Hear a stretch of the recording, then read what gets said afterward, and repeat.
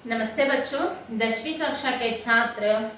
तो आइए आप अंतरराष्ट्रीय स्तर पर हिंदी छठा पाठ देखो बच्चों, आप अपने हिंदी पाठ्य पुस्तक निकालिए। अंतरराष्ट्रीय स्तर पर हिंदी, अंतरराष्ट्रीय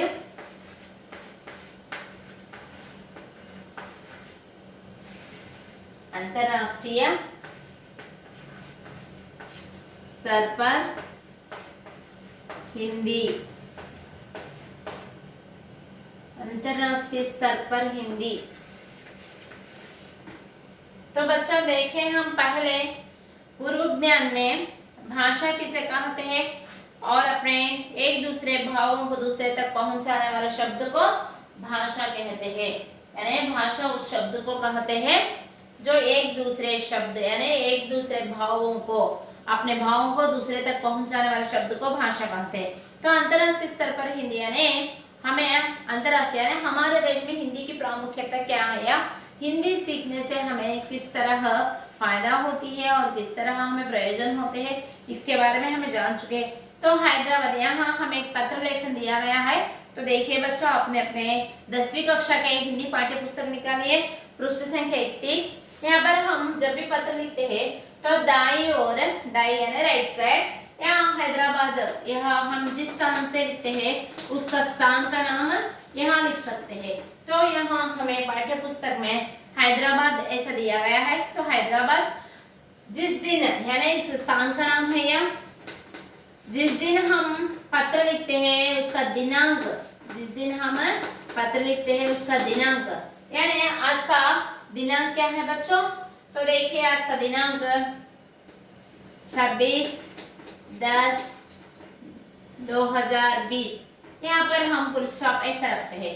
तो यहाँ इस पाठ्य पुस्तक में दिया गया है, एक मित्र अपने मित्र के खत को जवाब लिख रहा है। प्रिय मित्र, तुम कैसे हो? हम अपने उम्र वाले और हमसे छोटे बच्चों वालों को पत्र लिखते समय क्या कर संबोध करते हैं? हमें प्रिय यानी प्रिय कहकर हम उसको संबोध करते हैं। प्रिय मित्र कामा, ऐसा हम लिखते हैं। प्रिय मित्र कामा। यहाँ पर दिया है तुम कैसे हो? आशा करता हूँ कि तुम अपने परिवार के साथ सकुशल हो। मैं आशा करता हूँ, यानी मैं आशा करता हूँ अपने जीवन यानी इसके बारे में जो भी लिखा है। देखिए बच्चों, तुम अपने परिवार के साथ सकुशल हो। ఐ హోప్ దట్ నేను నీ ఫ్యామిలీతో చక్కగా కుశలంగా చాలా సేఫ్గా ఉన్నామని అనుకుంటున్నాను। यह जानकर बड़ी प्रसन्न हुई कि तुम हिंदी से जुड़े विविध कार्यक्रमों में भाग ले रहे हो। నేను ఈ విషయం విని చాలా సంతోషం అనిపించింది అన్నమాట। హిందీకి సంబంధించినటువంటి కార్యకలాపాలు నువ్వు పార్టిసిపేట్ చేస్తున్నందుకు, నువ్వు భాగస్వామ్యం వహిస్తున్నందుకు నాకు చాలా హ్యాపీగా అనిపించింది అని చెప్తున్నాను అన్నమాట। तुमने अपने पत्र में जानना चाहा कि हिंदी भाषा का अपने जीवन में क्या महत्व है। నువ్వు నాకు లెటర్ రాసినప్పుడు ఈ విషయాన్ని మెన్షన్ చేసావు, హిందీ యొక్క ప్రాముఖ్యత ఏంటి మన లైఫ్లో హిందీ యొక్క ప్రాముఖ్యత ఏంటి అనేటువంటిది ఇక్కడ నువ్వు క్వశ్చన్ చేసావు। मैं तुम्हारी जिज्ञासा का नीचे समाधान दे रहा हूँ। నేను నువ్వు అడిగినటువంటి ఆ క్వశ్చన్ కి నేను సమాధానము చెప్తున్నాను। చూడండి ఏమని చెప్తున్నాడు। भारतीय स्वतंत्रता संग्राम में देश को एकता के सूत्र में बांधने के लिए एक भाषा की आवश्यकता हुई है। भारतीय స్వాతంత్ర సంగ్రామం అనే ఇండిపెండెన్స్ టైంలో స్ట్రగుల్ జరుగుతున్నప్పుడు, మనకి ఫ్రీడమ్ ఫైట్ జరుగుతున్నప్పుడు ప్రజలందరినీ కూడా ఒకే సూత్రం మీద ఒకే త్రాటిపైకి తీసుకొచ్చటానికి కావాల్సినటువంటి ఒక భాష అనేటువంటిది అవసరం ఉంది వాళ్ళందరూ। ఫర్ ఎగ్జాంపుల్ ఇప్పుడు ఆంధ్రప్రదేశ్ తెలుగు మాట్లాడుతున్నారు అనుకోండి, మా తెలుగు అందరికీ అర్థం కాదు। సో మనం హిందీ అని ఇంగ్లీష్ నేర్చుకొని ఉన్నాం అనుకోండి, మిగిలినటువంటి స్టేట్స్ వాళ్ళకి కూడా వాళ్ళకి అర్థం కానీ తెలుగులో మనం మాట్లాడటం కంటే హిందీలో కానీ ఇంగ్లీష్లో కానీ మాట్లాడామనుకోండి, ఏమవుతుందంటే వాళ్ళకి ఆ లాంగ్వేజ్ అనేది అర్థమవుతుంది। సో ఇక్కడ ఏం చెప్పాడు? స్వాతంత్ర సంగ్రామే అనే ఇండిపెండెన్స్ టైంలో స్వతంత్రతా సంగ్రామే దేశ్ को एकता के सूत्र में बांध के लिए దేశం మొత్తాన్ని ఏకత అంటే ఐకమత్యము, ఒకే త్రాటి మీద అందరూ కలిసికట్టుగా నడిచేటువంటి విధంగా చేయడం కోసం ఏకతా के सूत्र में बांधने के लिए एक भाषा की ఒకే సూత్రంలో కలపడం కోసం ఒక భాష యొక్క ఆవశ్యకత ఏర్పడింది। यह काम हिंदी से ही साध्य हो सका। ఇది ఏ భాష మాత్రమే చేయగలుగుతుంది? హిందీ. హిందీ से ही సాధ్యం होगा. హిందీ భాష వల్లనే ఇది సాధ్యమవుతుంది. ఎందుకని హిందీ వల్ల సాధ్యమవుతుందని చెప్పాడు? ఆల్మోస్ట్ ఆల్ మనకి हमारे भारतदेश में 29 यानी 29 स्टेट्स 29 स्टेट्स यानी राज्य 29 राज्य रहते पर इनमें यानी लगभग 25 राज्यों में के लोगों को हिंदी समझना और बोलना आसानी है. यानी 25 राज्यों में के लोग हिंदी आसानी से समझ सकते हैं और आसानी से बोल सकते हैं. इसलिए हमें यहाँ हिंदी को प्रामुख्यता दिया गया है. तो देखिए अधिक भाषा सीखना जरूरी है. हिंदी से ही साध्य हो सकता है. आज हमें एक से अधिक भाषाएं सीखना जरूरी है. आज आकर हम सिर्फ हमारी मातृभाषा या प्रादेशिक भाषा ही नहीं यानी उसके साथ और अधिक भाषाएं सीखने की जरूरत है यहाँ पर, जिनमें हिंदी और अंग्रेजी का स्थान महत्वपूर्ण है. वो सीखने की भाषाओं में किन किन को अधिक महत्वपूर्ण स्थान दिया गया है? हिंदी और इंग्लिश को. अंग्रेजी हिंदी यानी अंग्रेज को. हिंदी वो है यानी राष्ट्रीय भाषा, अंग्रेज वो है अंतरराष्ट्रीय भाषा. इसलिए इन दोनों भाषाओं की प्रामुख्यता. हमारे भारत में तो त्रिभाषा सूत्र है यानी जो भी भारतीय यानी जो भी व्यक्ति अपने मातृभाषा के साथ साथ हिंदी और अंग्रेजी जरूर सीखना पड़ता है. यही हमारे सरकार ने हमें इस सूत्र में त्रिभाषा सूत्र में अमल कर दिया है. भाषा सीखना जरूरी है जिसमें हिंदी और अंग्रेजी का स्थान महत्वपूर्ण है. इन्हें हमें अधिक सीखने वाली भाषाओं में क्या महत्वपूर्ण है? हिंदी और अंग्रेजी महत्वपूर्ण. भारत के अलग अलग प्रांतों में अलग अलग भाषाएं बोली जाती है. तो भारत के अलग अलग प्रांतों में यानी जो प्रांत होते हैं यानी मद्रास यानी तमिल बोला जाता है और केरला यानी मलयालम. ऐसा कुछ कुछ राज्यों में अब अपनी भाषाएं अलग अलग भाषाएं बोली जाती है. हमें भारत के सभी प्रांतों से जुड़ने के लिए एक भाषा की आवश्यकता है. यानी भारत देश में जो भी भाषाएं एक एक बोली जाती है उसे जुड़ने के लिए यानी और भाषा मिलाने के लिए हमें भारत के सभी प्रांतों से जुड़ने के लिए एक भाषा की आवश्यकता होती है. एक भाषा की आवश्यकता यानी जरूर एक भाषा को हम सीखना पड़ता है जिसे सारे भारत के वासी जानते हैं. उसे सारे यानी भारत में जो भी प्रांत में रहते हैं उन लोग सब जानते हैं. सारे भारत के वासी जानते हैं. वैसे भाषा ही हिंदी है. वैसी भाषा क्या दिया है? यहाँ हिंदी भाषा के बारे में दिया है. कहने हिंदी भाषा के बारे में दिया है. वैसी ही भाषा हिंदी है. हिंदी भाषा है. भारत सभी प्रांतों से जुड़ने के लिए एक भाषा की आवश्यकता होती है जिसे सारे भारत के वासी जानते हैं, भारतवासी जानते हैं. इसके लिए वैसे भाषा ही हिंदी है. वह भाषा हिंदी है जो सारे भारतीयों को एकता के सूत्र में बांधती है. भारत में रहने वाले जो भारतीयों के बीच में एकता का सूत्र लाने के लिए हिंदी बहुत कामकाज में आई है. ऐसा हम इस बोल सकते हैं. भारतीय को एकता से सूत्र में बांधती है. हिंदी अपने शाब्दिक अर्थ से भी भारतीय कहलाती है. यानी हम हिंदी यानी हिंदू देश. हमारे भारत देश को क्या कहते हैं? हिंदू देश भी कहते हैं.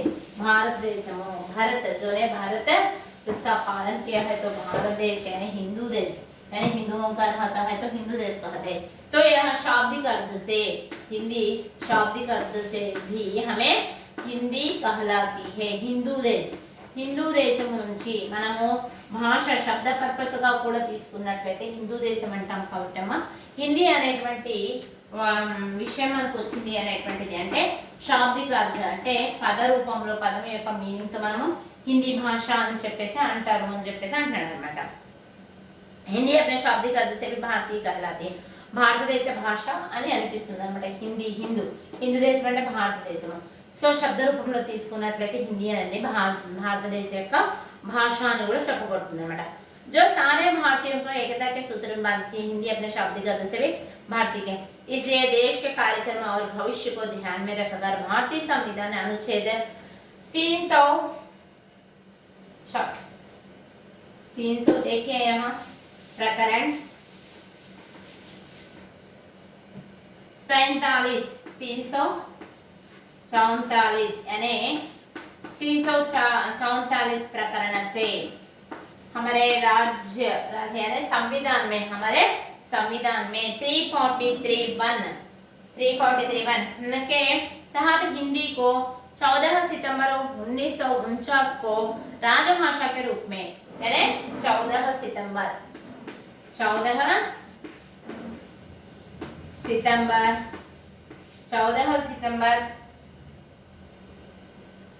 1949 में राजभाषा के रूप में, राजभाषा यानी अधिकार भाषा, राजभाषा के रूप में इसे गौरवान्वित किया गया है राजभाषा के रूप में। 343 प्रकरण प्रकारम यानी 334 एक प्रकरण के जरिए से 14 सितंबर 14 1945 में 1949 में राजभाषा के रूप में इसे गौरवान्वित दिया गया है, हिंदी को गौरवान्वित दिया गया है। तो देखो बच्चों, राजभाषा के रूप में गौरवान्वित किया है। तब से हम हर वर्ष 14 सितंबर को हिंदी दिवस मनाते हैं। तब से हम 14 सितंबर को किस रूप में हमें मनाते हैं? हिंदी दिवस, यानी 14 सितंबर तो यह है, सितंबर 14 हिंदी दिवस, सितंबर 14 तो हिंदी दिवस मनाते हैं, हिंदी दिवस मनाते हैं। आज भारत के अलावा Bangladesh, Nepal, Myanmar, Bhutan, Fiji, Guyana, Suriname, next त्रिनिडाद एवं टोबैगो, दक्षिण अफ्रीका, बहरीन, कुवैत, ओमान, कतार, सऊदी अरब गणराज्य, Sri Lanka, America, England, Germany, Japan, Mauritius, Australia आदि देशों में हिंदी की मांग बढ़ती ही जा रही है। ऐसे जो नाम अब मैं आपको अपने पाठ्य पुस्तक में पढ़कर सुनाया है, तो इन देशों में हिंदी की मांग यानी हिंदी बोलने वाले और समझने वाले और हिंदी की प्रामुख्यता बहुत अधिक है। मांग बढ़ती ही जा रही है। मांग बढ़ना इसका माने क्या है? यानी उसका जो वैल्यू है, यानी उसका जो अधिकार है, वो रोज रोज बढ़ते ही जा रहा है। विदेशों में भी हिंदी की रचनाएं लिखी जा रही है, यानी विदेशों में भी हिंदी की रचनाएं, यानी किताबों में जो हमारे प्रेमचंद और सुमित्रानंद पंत जो भी अपने रचनाकार है, पहले हम साहित्य में जो लिखा है, अब भी इस जमाने में भी जो किताबें लिखते हैं तो हिंदी में यहाँ रचनाएं हो रही है, जिसमें वहाँ के साहित्यकारों का भी विशेष योगदान है। वहाँ जो भी साहित्यकार है, साहित्य के बारे में जो भी साहित्यकार लिखते हैं, उनका योगदान यानी उनका भी हमें त्याग दे सकते हैं, यानी उनकी बढ़ोतरी दे सकते हैं। అక్కడ ఉండేటువంటి ఇక్కడ ఏం చెప్తున్నాడమ్మా, కొన్ని దేశాల పేర్లు చెప్పాడు మనకి. ఏమేమి దేశాల పేర్లు చెప్పాడు? Nepal, Myanmar, Bhutan, Fiji, Guyana, next Suriname అనేటువంటి, తర్వాత టొబాగో, దక్షిణాఫ్రికా, next Bahrain, Kuwait, Oman, Qatar, Saudi Arab గణరాజ్యం, ఇలాంటి కొన్ని నేమ్ చెప్పాడు. శ్రీలంక, అమెరికా. సో వీళ్ళలో రోజు రోజుకు వచ్చేసి హిందీ యొక్క ప్రాముఖ్యత పెరుగుతూ ఉంది. వాళ్ళు అందరూ కూడా అక్కడ ఉన్నటువంటి వాళ్ళు హిందీ యొక్క ప్రాముఖ్యత గురించి చెప్తూ వాళ్ళు అక్కడ సంస్థల్లో పనిచేస్తూ ఉన్నారు. అదేవిధంగా సాహిత్య రంగంలో కూడా అనేక రచనలు హిందీ భాషలో కూడా జరుగుతున్నాయి అని చెప్పేసి అన్నాడు. హిందీ భాషలో రచనలు జరుగుతున్నాయి. సో అక్కడ ఉన్నటువంటి హిందీ సాహిత్యకారులు యొక్క గొప్ప విశిష్టత ఈ మాట అని చెప్పేసి చెప్తున్నాడమ్మా. जिसमें वहाँ के साहित्यकारों का भी विशेष योगदान है। यह हम सबके लिए गर्व की बात है कि विदेशों में भारतीयों से आपसी व्यवहार करने के लिए वहाँ के लोग भी हिंदी सीख रहे हैं।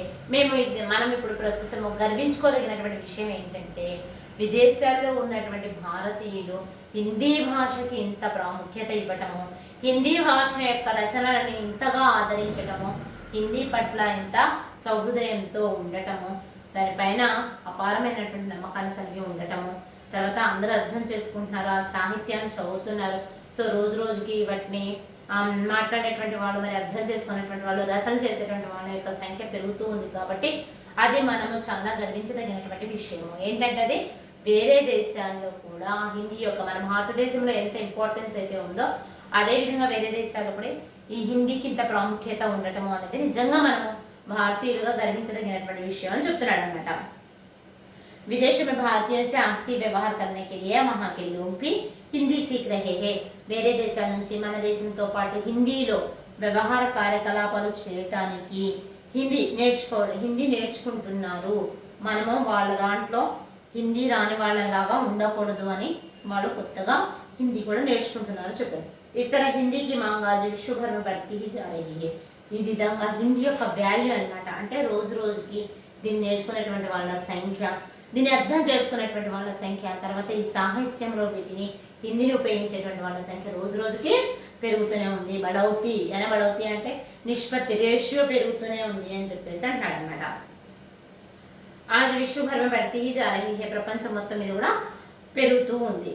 तो बच्चों इसका अगला पार्ट अगली कक्षा में बताएंगे. तो धन्यवाद बच्चों.